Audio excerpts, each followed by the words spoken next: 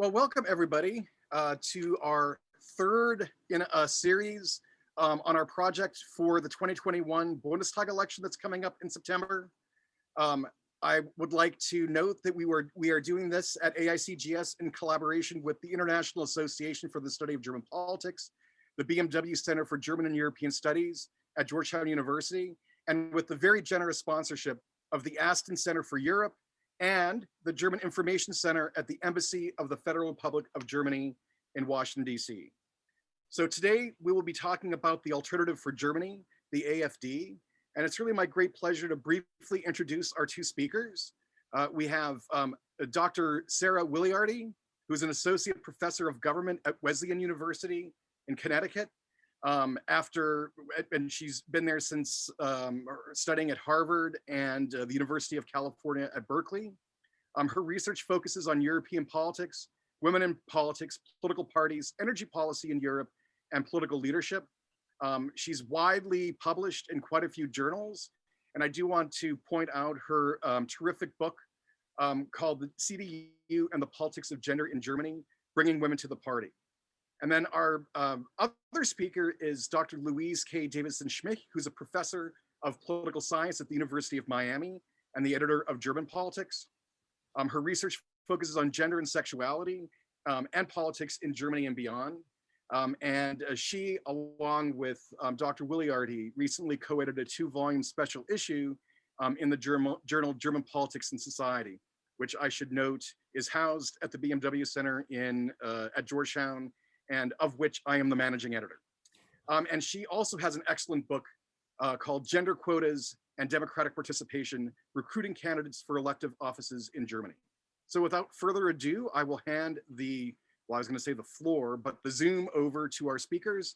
And I believe first we have Dr. Davidson-Schmich. Thank you very much, Eric. And thanks also to Liz behind the scenes and to our multiple sponsors of today's event. And most of all, thanks to so many of you for turning out. I know that there's a lot of competition for webinars and Zoom events at this time. And so I appreciate that you're taking the time to come to ours today. Well, Eric asked us to talk about the subject, the AFD, here to stay, ?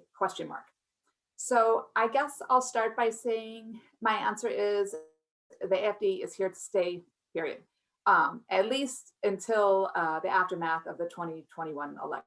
So I don't think the AFD is going anywhere after the September's election. And so what I'd like to do today is to talk about why I think that is. And then if I were going to give my slogan, it would be the AFD down but not out. So I think that we'll see a little downturn in support, but it's certainly not going to be out of the Bundestag. And then once I make that case, I want to hedge all my bets and talk about a couple of uncertainties and things that could make everything go a completely different way. And so Liz, I think you have my slides, and if you could show me the first slide, that would be terrific. For those of you who are not entirely familiar with German politics or with the AFD, I'll give you a little bit of background. The AFD is the populist, nationalist, far-right party in Germany. A lot of Western European countries saw the revival of such parties in the 1980s. Germany did not have a party to the right of its Christian Democrats in its national parliament in the 1980s, the 90s, or the beginning of the 2000s. In 2013, the AFD was formed. It contested the 2013 election, but it did not get over what's called the 5% threshold in Germany. So you can see on the screen here, I've got a red line here by the number 5. For a party to enter Germany's national parliament, it has to get more than 5% of the popular vote.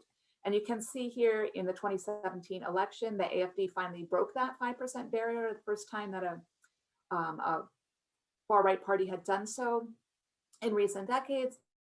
And it came into the Bundestag with about a little bit over 12%. And you can see initially it made its entrance into the Bundestag and its popularity rose a little bit. I think people were expecting big things from the AFD. Maybe some people who hadn't supported the party before felt like they could support it now that it was actually in the Bundestag. So the numbers went up a little bit. And then they held steady for most of 2017, 2018, and 2019, a little bit over 10% in the polling. This is the Sonntagsfrage. Elections are held on Sundays in Germany. So this is a poll. People are asked, if there was an election on Sunday, what party would you vote for? And it's telling you what percent the AFD would get. And we can see it held steadily above 10% until the early part of 2020. And then support went down. Support went down for the AFD, and it went down for almost all the other parties in Germany, except for the CDU-CSU when the pandemic broke out. So Merkel, I think, has been perceived as handling the crisis well. And so the CDU-CSU popularity went up and the AFDs went down. But we can see it's still, just slightly below 10%. The AFD doesn't look like it's falling or plummeting toward that 5% threshold. That's maybe more of a concern for the FDP and possibly for the left party, but I think not for the AFD. Some of the test of that will be some state elections that are coming up. Liz, if you could give us the next slide, we can see there's 2 state elections coming up within the next 2 weeks in Baden-Württemberg and Rheinland-Pfalz.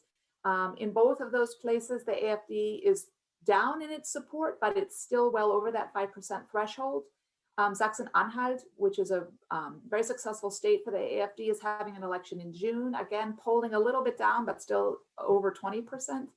And then the day of the national election in September, there's 3 other states that are having elections where, again, the AFD looks like it will easily break that 5% threshold.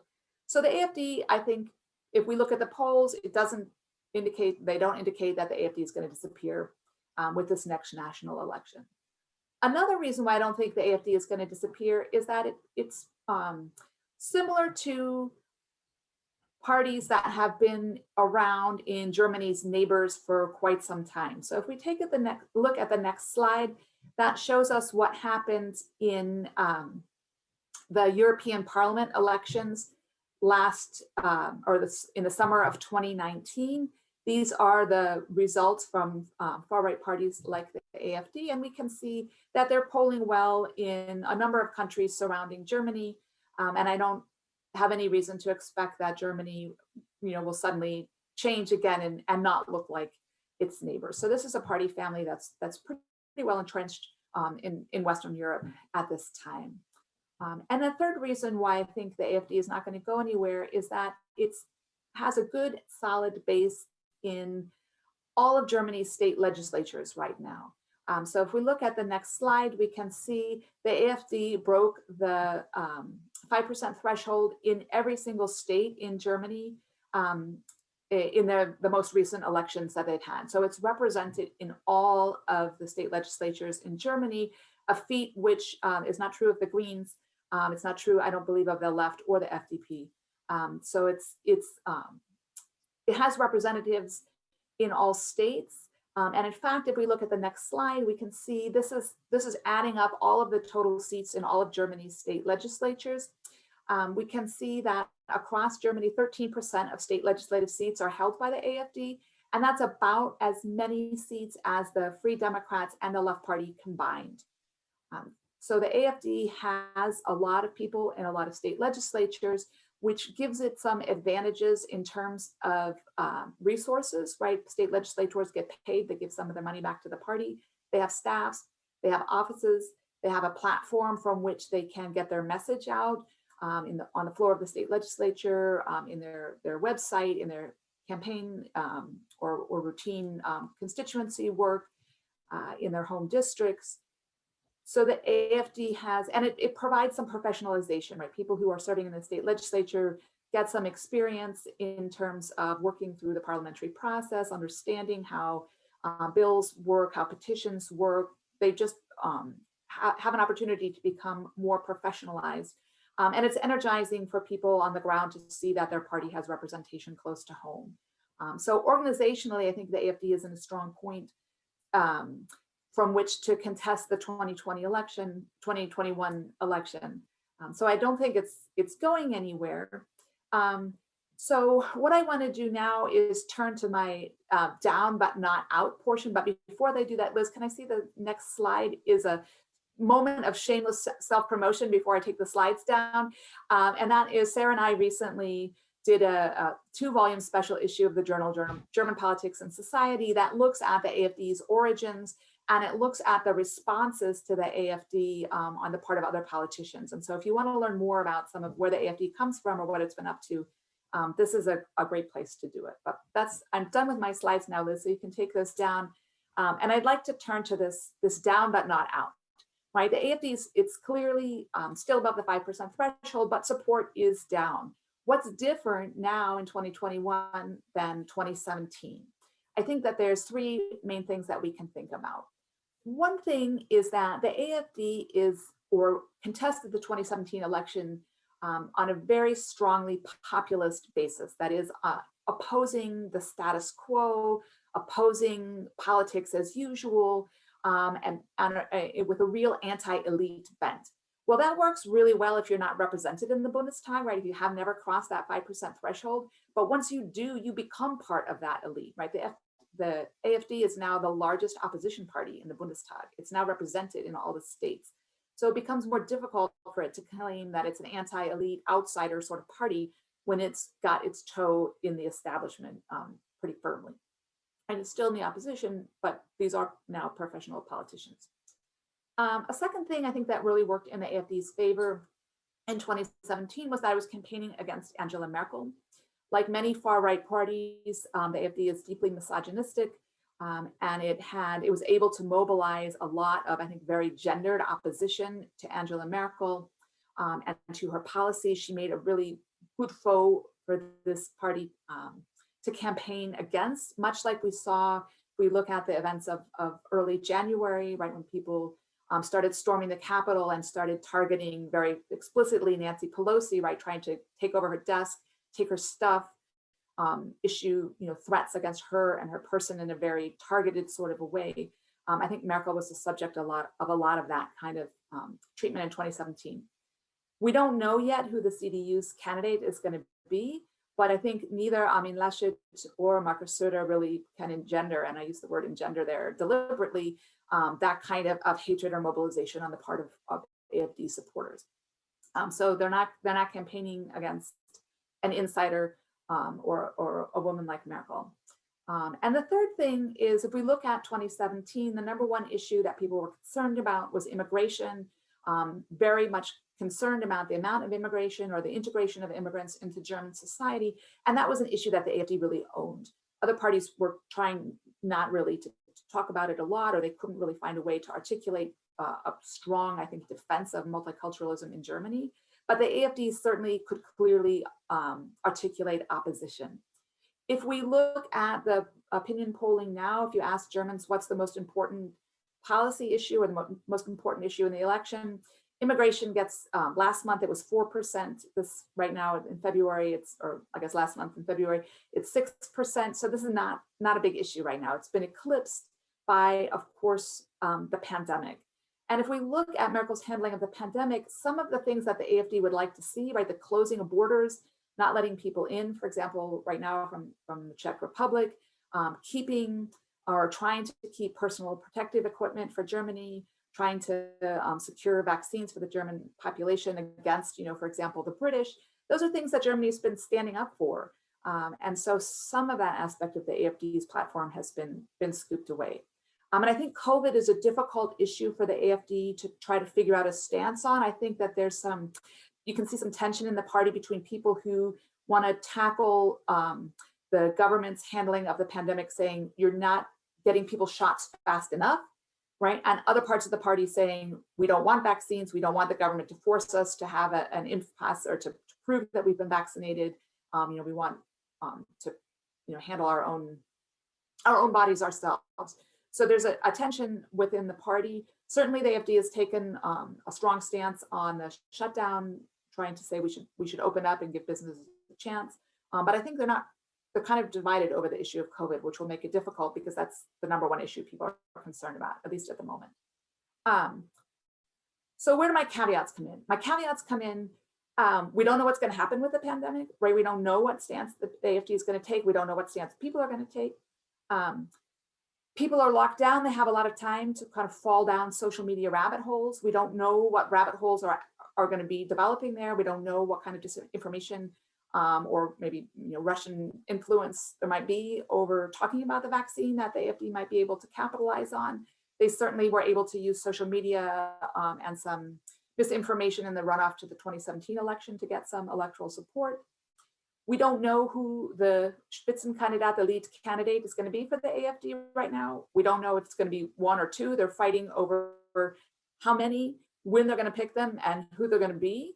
So that makes it a little difficult to say what kind of a campaign they're going to be running. And then the other big unknown is actually the status, the legal status of the AfD as a party itself. In 2018, it was declared what was called a Prüffall, or a case to investigate by the Federal Office for the Protection of the Constitution. They've compiled a 1,000-page dossier about the AfD as a party as a whole. And this dossier is going to tell people whether or not they think the AfD is a Verdachtsfall, or a suspected case of anti-constitutional activity, in which case they could legally put the candidates and the leaders of the party under observation, listening on their phone calls, and track their comings and goings. Right now, an administrative court in Cologne is trying to decide whether or not that dossier is allowed to be released. And we don't know when they're going to make that decision. It could come before the election, either a long time before, right before, or it could come after the election. And it's also not really clear to me what results would be bad for the AfD, right? If it's cleared, of course, it makes the party look good to those who are on the center. If it's found to be a Verdachtsfall, that just might be mobilizing to some people who want to support an anti-system party. And so I think there's still a lot of unknowns about how those aspects of the election will play out. And then the final thing I want to say before turning the floor over to Sarah is that I think we also need to be concerned somewhat about what happens outside of electoral politics. I think events in the United States recently have shown that regardless of what happens in elections, people may or may not even find those results valid, and they may choose to act on what they perceive as the appropriate way to respond to election results. So in a sense, I think we also need to be concerned not what the AfD's actual election results are, but how they and their supporters perceive the legitimacy of those results. So I'll stop here and turn things over to Sarah. Okay, great. Thanks so much, Louise. It's wonderful to be here today. And thank you to the American Institute for the Study of Contemporary German Politics for organizing. And thank you all for coming. There are indeed lots of webinars on the calendar. So it's great to hear that so many people are interested in this topic. I want to start today with a number, and that number is 171. 171 is, I would say, one of the major effects of the rise of the alternative for Germany. And that is the number of days that it took for the German government to form a coalition after the 2017 election. So Germany is a country that is normally governed by coalition, but generally speaking, these coalitions are more or less planned out ahead of time, and usually within a week or sometimes 2 weeks, but sometimes just a few hours, we know what the coalition will be right after the election. But in 2017, this was a huge record that it took them 171 days to figure out who the government was going to consist of and which parties would be in the governing coalition. There was a lot of wrangling, much of it very public, with different coalitions under consideration, until they finally decided to go and stick with the grand coalition of the Christian Democrats and the Social Democrats, an arrangement that actually no one seems particularly keen on, but which they are kind of stuck with because of how the mathematics of this situation work out. So I like to kind of call our attention back to that because sometimes I have students or colleagues who will ask me if I'm not terribly worried that the Alternative for Germany is going to win the election. And I say, no, I am not worried that they're going to win the election. And if we think about Louise's polling data, they're not really getting over 15% in almost ever, and maybe every now and then over 20 in the occasional state election, currently polling more like 10%. So that's not winning. But the problem is really kind of two perspectives. One, I think we get very concerned about what happens with radical right parties in Germany in general. From a historical perspective, this, of course, makes lots and lots of sense. these results are not wildly out of line for what happens with the radical right in other West European countries. This is a pretty normal result for Western Europe. And in some places, these kinds of parties have stuck around for decades, and politics continues and the radical right doesn't win. But what is also not happening, and this goes to Eric's question, is the AfD, are they here to stay? They don't seem to be vanishing. And so I think in 2017, coming out of that election, that was one of the big questions. Was 2017 a kind of flash in the pan moment? This was very soon after the refugee crisis across Europe and Merkel's move to allow a lot of people to come into Germany. That was extremely disruptive for many people's everyday lives. The AfD did kind of own that issue, and they were able to really capitalize on that in 2017. But what we didn't know was what will happen in 2021, right? So now we have a little bit more of a sense that this party is, I like the, what did you say, down but not out phrase. They're down, but they're not out. And I don't think that they're going to be out. And one of the results of that politically is that figuring out what the coalition arrangements will be is going to be continue to be very complicated. So I want to look a little bit at one of the things that was already spoken of briefly, and think about historically, how did the AfD get here? Because I think that also can lead us to think about where are they going. So Liz, if I could have that next slide. What I'm going to show you is some data from the Comparative Manifestos project. Now, I really should have gone in and changed the colors here because German parties all have colors, and I didn't do that, sorry. But let me tell you what you're looking at. So what I'm going to show is a series of slides that have data from the electoral manifestos. So that's the positions that parties map out prior to an election, where they say, this is the stuff that we're in favor of or that we're against, right? And so scholars have gone through and kind of measured this so that we can compare both party by party, or you can do cross-national comparisons. And what I've pulled out here is the two traditionally large parties, the Christian Democrats and the Social Democrats. The Free Democrats is another party that's on the right, and then the AfD. And so what we can see with this first slide is looking over time. In 1990, what we've got is the left-right placement of those parties. And so that purple line is the Social Democrats, and they're near the bottom of the page there, because in 1990, they were relatively far to the left, and the CDU here in green, kind of in the middle.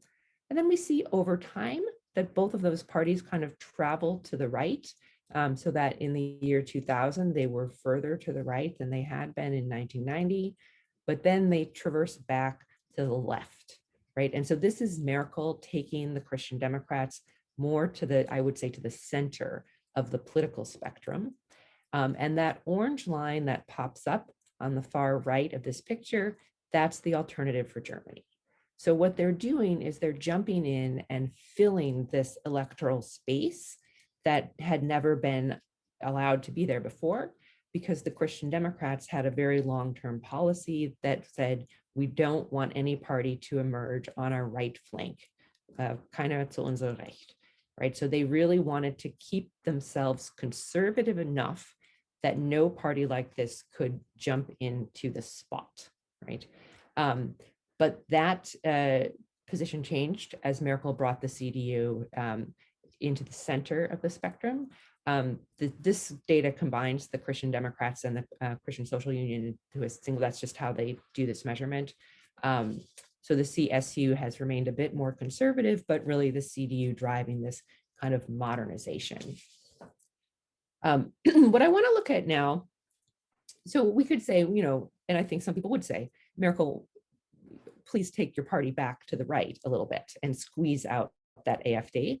Now it'll be someone else's job since Merkel isn't running. But let's look issue by issue and think a little bit about what this means. So if we could see that next slide. Here, this portrays the party's positions on issues of traditional morality. So this might be gendered issues like gay marriage, this is abortion, this might be things like positions about what does family look like, what should we consider the proper role of women. And here we can see that green line is the Christian Democrats moving ever more to the center of the political spectrum, and I would say moving with the majority of public opinion to the political spectrum, where we know that Germans have more modern ideas about what gender roles should look like, and where traditional moral issues are, becoming seen as old-fashioned, but not by everyone in Germany. And so there's a collection of people who are still more conservative, and those are the folks that the AfD is kind of jumping on, right? So there we see that orange line jumping into this picture as the most conservative party on this topic and becoming actually more conservative over time, right? So if the CDU was to squeeze them on this issue, it would mean the party would have to become more traditional on, or become more conservative on issues of morality. All right, if we can move to the next slide. This one shows the political parties on European integration. And here you can see the kind of higher up the party is on this graph, the more they like European integration, the more they like the EU. And here we see the kind of traditional mainstream parties of Christian Democrats, Free Democrats, and Social Democrats. They're practically on top of each other with their position on European integration. They all like it, right?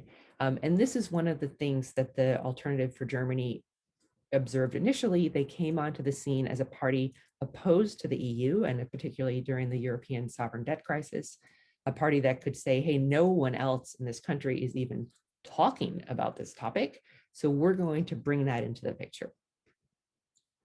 Now, I would say here we can see the AfD's move to the middle, so they become somewhat more pro-EU, or perhaps we could think of it as becoming less anti-EU, right? Is acknowledging that this isn't a winning position in Germany anymore, really. The number of people that are keen on bashing the EU has grown smaller, and so they've also moved to the center. I don't know that they would get all the way up to where the other parties are, but that's probably not an issue that the Alternative for Germany can continue to live off of. And in fact, it didn't. In 2017, it really pivoted and focused a lot more on the immigration question. All right, if we could see the next slide. Now, this great data set does not, unfortunately, look at the question of immigration. So here, what I had to do was find a kind of indicator, something that I thought was close to the issue of immigration. And the closest thing that they have is, what do political parties have to say about the topic of multiculturalism? So I'm using this idea of multiculturalism and being kind of in favor of multiculturalism as an indicator for being also pro-immigration, right? And so here we also see those three parties that have been established in Germany for a long time being fairly pro. The Christian Democrats actually score as the most pro-immigration party. This is at the 2017 electoral moment. That was a little surprised to see that. And then we can see the Alternative for Germany here becoming less in favor of multiculturalism, and I don't think that's too mysterious, also less in favor of immigration, and that certainly was the prominent issue. Okay, so that's it for the slides. We can take care of those. What I take away from this sort of view of where things were is thinking about where things might go, right? And so what has really happened is that the parties that were already established and have been around for a long time in Germany did shift their positions somewhat. The Christian Democrats did move to the center, and they did allow for the emergence of a party to their right flank, something they had promised never to do. On the other hand, exactly what should they do now? Should they somehow move back? That's easy to think about in the abstract, and I think harder to think about when we pick out particular issues and wonder, like, well, what would that mean? They could, of course, become more restrictive on immigration. I think that's the thing that was most fought about. But that brings us to the question of what is really on the agenda today. And of course, it is definitely not immigration.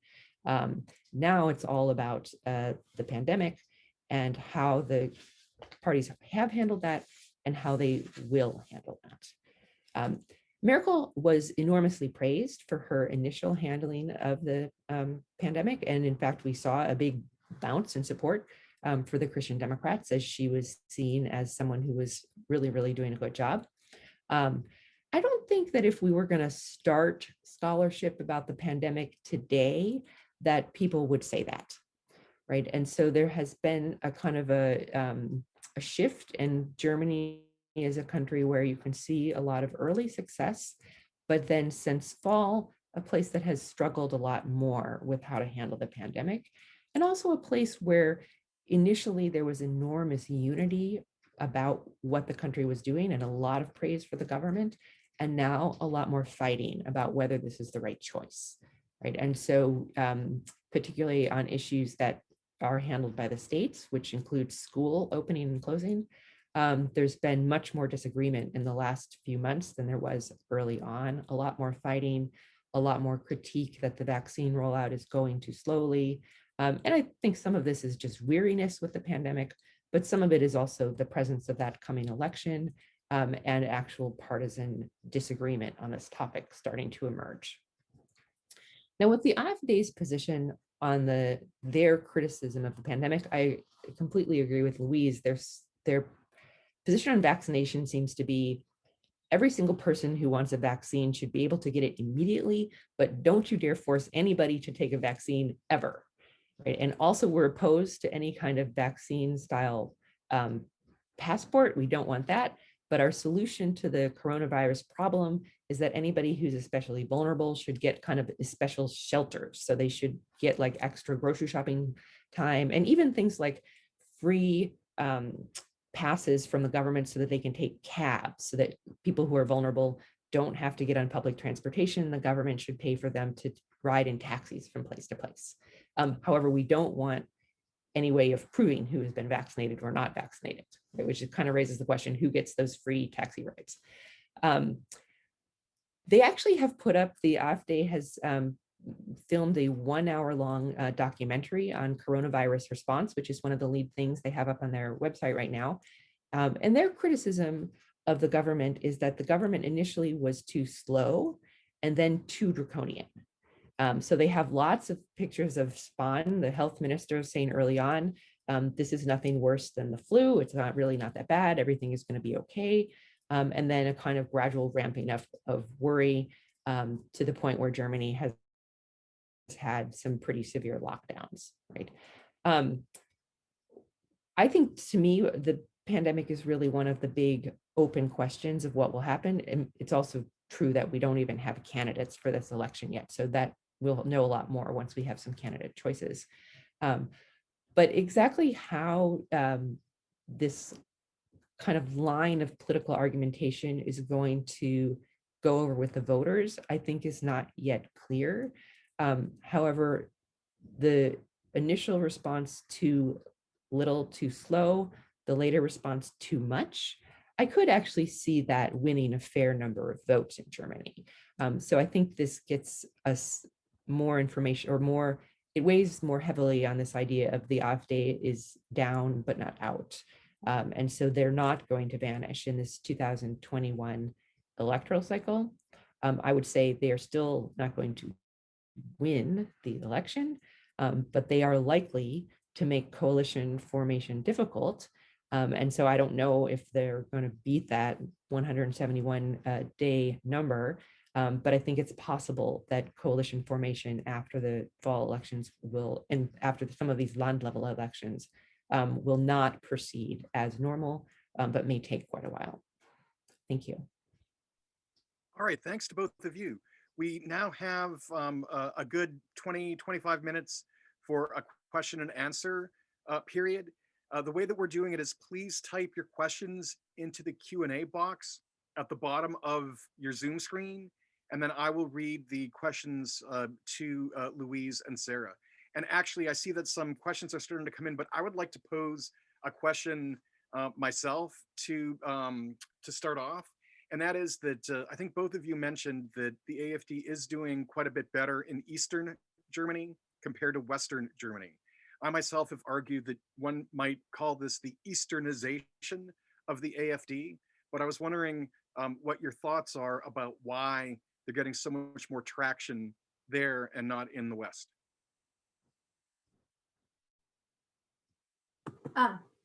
If you want, Sarah, I can.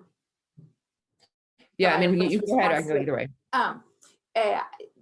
I realized when I went through my points, I had neglected to talk about one of the points about why I think the AFD is here to stay. And that is, I think some of the issues that gave rise to the AFD haven't been resolved yet. And one of those big issues is people living in, rural areas where there's not a lot of job opportunity or future prospects, people not feeling comfortable, maybe in a Germany of the 21st century in terms of some of the societal attitudes that people have. And I think that if we look at some of those real deindustrialized areas where people don't have a lot of experience living in a multicultural society, a lot of those places are in the East. And so I think, a good bit of that reason is because there's a good bit of that population there in Eastern Germany. But again, the AfD is represented in all of the Landtage, right? And where its numbers are the lowest are places like Berlin or Hamburg or Bremen, which are big cities that are very multicultural. It's quite similar, I think, to the United States. If you look at, where do the Democrats do well in highly urban areas? Where do more Trump Republicans who are concerned about immigration and multiculturalism do well? Tends to be in more rural areas. So in that sense, I think it's not necessarily uniquely German. And if I could add to that, I would say another thing that is different about the East is how tightly tied are voters and just citizens, either to political parties or just other social organizations, right? And so the era of communism in East Germany and in what is now the Eastern Länder really broke a lot of those ties. Broke those ties to political parties, but also to social organizations. And so those voters are more up for grabs. It was the natural that they would vote for the Linke more than voters in the West, but I think you just see greater voter volatility in the East in general. And so some of those folks are going to swing around now to the AfD. If I had to hazard a crazy prediction in 10 years, what will we be talking about? I don't know if I'm willing to commit to the AfD being around in 10 years, but I would be willing to commit to voter volatility being higher in the former East in 10 years. I think that rebuilding those kinds of societal organizations, that is not something, that's not even a one generation project, right? That's a multi-decade project. And to follow up on that, I think the AfD got a lot of people in the last election who were from the Partei der Nichtwähler, right? The people who hadn't turned out before, they were suddenly mobilized to go vote for the AfD. I mean, I think one reason why we might expect lower, at least maybe if not a lower vote share for the AfD, a lower voter turnout, is that some of those people have maybe become demobilized again. Electing the AfD didn't really solve their problems either. So maybe they're going to go back to not voting at all. All right, so getting into the many questions that we have, I'm going to jump ahead because I see multiple questions about the Greens. Because the Greens didn't show up with the Comparative Manifesto project data. And I mean, almost everybody is thinking that it will be a CDU, CSU Green government after this election, unless the Greens absolutely tank, which, has happened before and could happen again. But how do the Greens play into everything that's going on in Germany and with the AfD in particular? So let me speak to the graphs and the lack of the Greens, which also really did think about this, but about 10 minutes before the webinar started. So the graphs are building on research, and I'm going to plug another new book that will be coming out this, I think later in the spring or this summer, called Riding the Populist Wave, which is something that I think the viewers of the webinar might be quite interested in. This is a cross-national comparison. It's edited by Tim Bale and Christabel Kaltwasser. The volume looks at the interactions between the mainstream right and the populist right in a wide range of West European countries.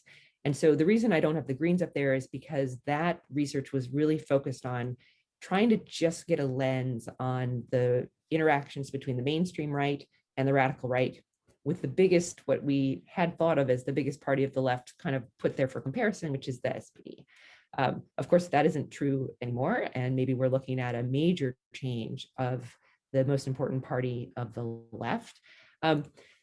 It's interesting to think about what's the role of the AfD in that. The massive decline of the Social Democrats and the rise of the Greens, this predates the AfD, right, by a lot. And I think most of the dynamic that is changing the position of parties on the left is actually happening sort of in isolation from the AfD.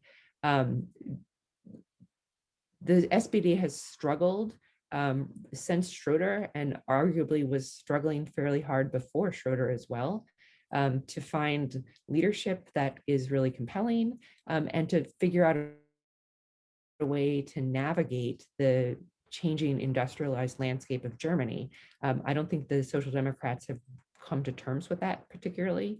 And the rise of the Greens is on the other side of that question, a story of some really great leadership and some excellent innovation on the policy side, where the Greens are able to say, we're going to combine economic innovation and environmental protection in a way that is going to lead to success all the way around. And they've been very good at selling that. And that is a story that German voters are very, very happy to hear. But I'm not sure, except for, I guess, the story of kind of the decline of manufacturing, which is certainly creating a group of people who are kind of left behind. The SPD maybe ought to be going after those voters and isn't managing to do it successfully. That's where I see the AfD kind of coming into this story, which I would say is not just a story about the Greens, but is a story about changing parties on the left more generally. Louise, do you want to add to that? I would say the only thing that I find very interesting is, usually you would sort of think about the AfD and the Greens as being complete polar opposites, if we think about attitudes toward multiculturalism. But I think this question about vaccines is a really interesting one, because there are some people in the more green milieu who might be skeptical of vaccines, or prefer more natural or holistic approaches. And to the degree that AfD followers are people who are interested in conspiracy theories or other kinds of concerns about the powers that be, I think there's actually something I would have never expected, and that is possible potential for the AfD to poach some Green voters who might be skeptical about vaccines. If we look at some of the demonstrations in Berlin against the concern about handling of the pandemic, some of those were AfD supporters and some of those were like really Green supporters. And so that's sort of, they say politics makes strange bedfellows, and I think that's a classic example of that. All right. Actually, there are several questions precisely about the Querdenker movement and these other kind of conspiracy theorists. Louise, you just kind of brought that up, but are those movements empowering the AfD? How prominent is this kind of conspiracy theorizing within the AfD? Just some thoughts on that.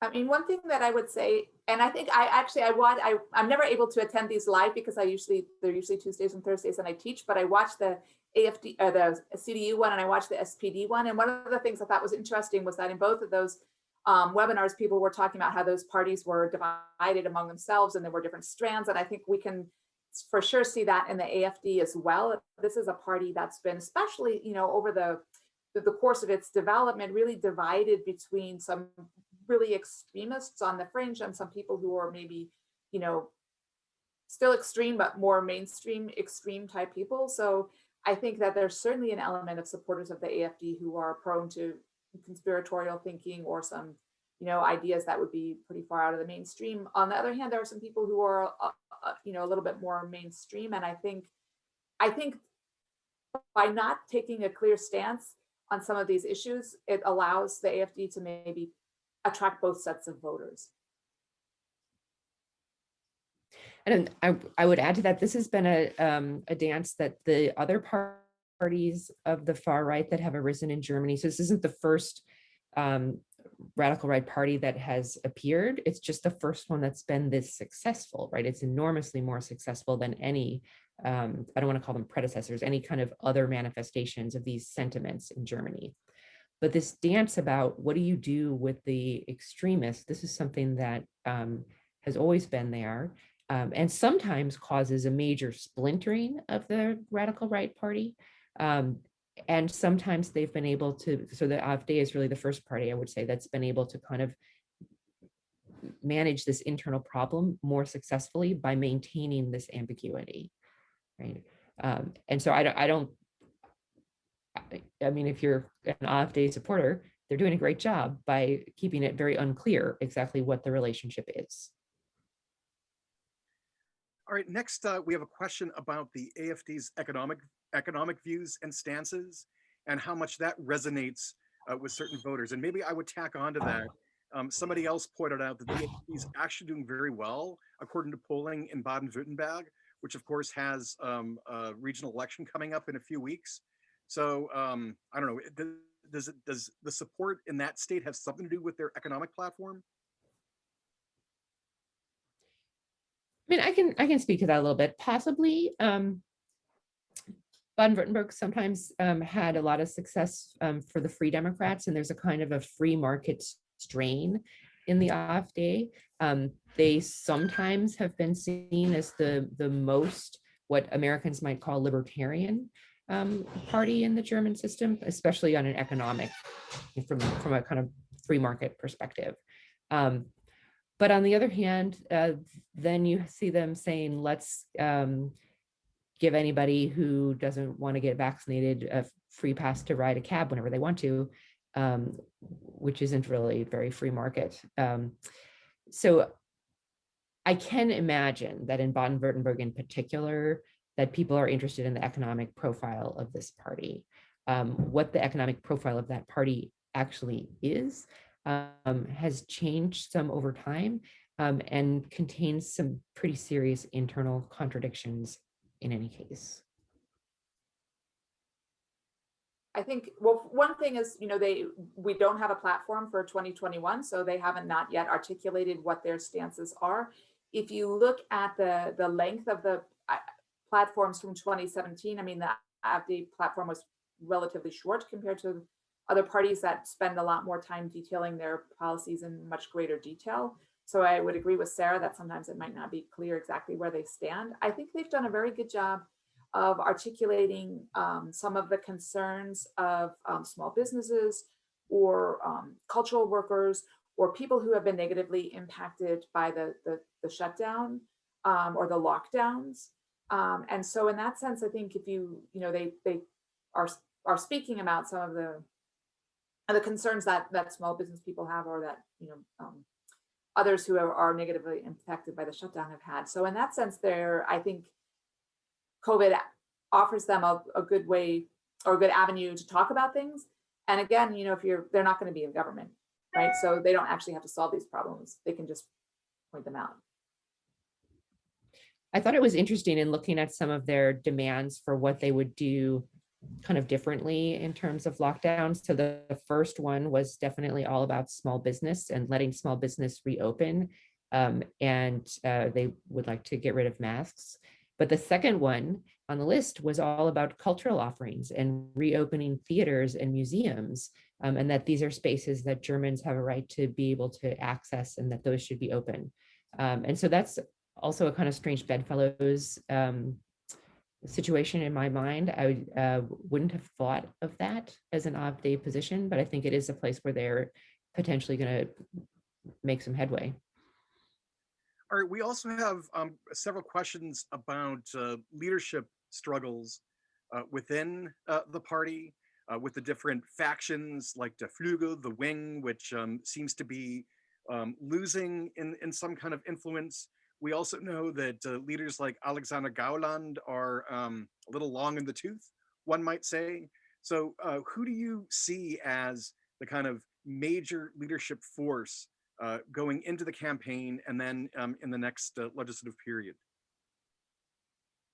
Yeah, I think that's the big question right now. I mean, that's what the AFD is trying to figure out. I think Gauland, he's now has kind of an honorary head of the party title. He's no longer the actual co-spokesperson for the party. I mean, will be over 80. I don't believe that he's considered to be a possibility for their candidates.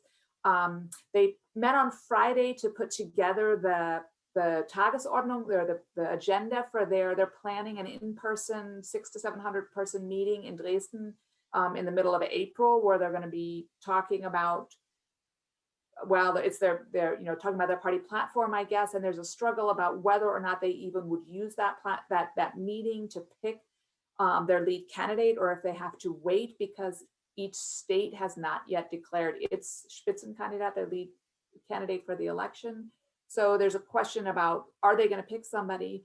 If they do, the Tagesordnung that got put together was, we're going to pick one person. We're not going to have a Spitzenduo, which is like running a man and a woman, or two candidates like they did in 2017. But now Elisa Weidel, who would be, if they did run a Spitzenduo, probably would be like the female half of that duo. If it was a mixed gender duo, is trying to get the Tagesordnung, or the agenda, changed, and it's possible that somebody could raise that at the platform. So there's a question, what role is Weidel going to play? And then there's a struggle, I think, between Tino Kupala, who's one of the co-heads of the party, who would like to be, I think, their lead candidates, and then Jörg Meuthen, who's the other head, who is currently an MEP and supposedly wants to stay, or is going to stay in Brussels.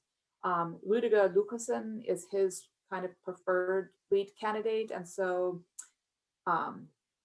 if we look at those people, they're not the Flügel, right? They are some of the more moderate members of the AFD, which again is not necessarily a moderate party, but they're, comparatively. So it seems like less an ideological struggle and more like, whose camp are you in? So in that sense, I think that tells us something, I guess, about which strand is maybe dominant, at least at the top right now. And I think this question, so again, if we look back kind of historically, some of the that special issue has a lot of great historical work, both on the AfD and then on other radical right parties. So I urge people to take a look at that, because there's some really interesting analyses there. And so these two questions of what's the relationship between the party that's a radical right party and outside extremist organizations, and the leadership question. Those have been two that other manifestations of radical right sentiment have really struggled with in the past. And so we see the AfD kind of confronting the same kind of problems. And again, I think are they here to stay? Probably for a while at least. But how do they solve this problem? That I don't think we can say yet. All right, so we're rapidly running out of time, so maybe we have time for two more questions. And I don't want John Olson to think that I'm dissing him, so I'm definitely going to put this question to you. And that is the CDU. I mean, the CDU, of course, has a new chair. We will find out who the chancellor candidate will be, at one point in time. But how has the CDU reacted to the AFD recently? Has their rhetoric changed? And what do you think Laschet and others will do going forward as we reach the hot phase of the campaign? Yeah, so good question, John. Thanks for sticking it to me. Laschet is a kind of, when the CDU elected its new chair, I guess not last month anymore, but January, there was this internal contest, which I think that was directional, right? About whether the CDU was going to stay with the Merkel pathway or maybe move to a more conservative approach. And they elected Laschet. And so I think we can expect a more continued, not like a Merkel legacy or something, but more continued in the Merkel pathway of a party that has really moved to become more moderate than, say, even the CDU of the 1990s, right? So I don't see them, and I think this is one of the things I was arguing in my presentation. A possible outcome would be that the Christian Democrats see this party popping up on their right and decide that it's their responsibility to pivot right and try to eliminate the AfD by stealing other voters, by becoming a more radical right version of the Christian Democrats. I don't see that happening. I wouldn't have thought that was very likely in any case. And I think the election of Laschet as the party chair makes it even less likely. Now, Markus Söder is still out there, and he is the minister president of Bavaria and has sometimes been more conservative. But I don't see him pivoting in a hardcore way either. Here again, I think a lot of it has to do with this immigration question. Is just it feels almost alien to talk about immigration right now, since even travel is not really permitted. And so that is a place where you could see a Christian Democrat pivot to something more conservative, but it would be quite bizarre to try to bring up an issue that isn't very important in the minds of the voters, and which to all extents and purposes, no one could act on in any reasonably coherent way anyway. So I don't actually see this Christian Democrats. I think, the question is, would they pivot right? And I don't actually see that happening, no. Especially if you're considering you might have to go into coalition with the Greens after the election. I mean, that would make that very difficult, and could be a ticket to some kind of other coalition. All right, I can't resist one more question, and that is, as we know, Trump lost. Yes, he actually lost, and AfD voters are obviously Trumpist and like Trump an awful lot. So do you think that that's going to have any impact on the momentum or the popularity of the AfD in Germany? Mm-hmm. Ooh, another hard question. Yeah, I don't know. I don't know either. I have no clear answer on that one. Same. I think it's very hard to say. All right, well, we are right at time at 1 o'clock. So I would like to thank Louise and Sarah for taking the time to speak with us today. It was really an outstanding webinar, I thought. To all of those who have Zoomed in, the recording will be placed on our website, so please check that out. Given that we're plugging stuff, I might also mention that I've just had an issue brief published with AICGS on Germany's memory culture and the alternative for Germany. So some of you might be interested in that. And I should also plug 2 upcoming events. The fourth webinar in our series on the election is going to be on March 23rd on the Greens. But before that, we're going to have Dr. Gabriela Abels from the University of Tübingen in Germany on March 17th. And she'll be talking about Germany's EU presidency, which was a very consequential presidency in my view. But anyway, thanks to everyone for joining us today. And we look forward to seeing you at upcoming events. Bye now.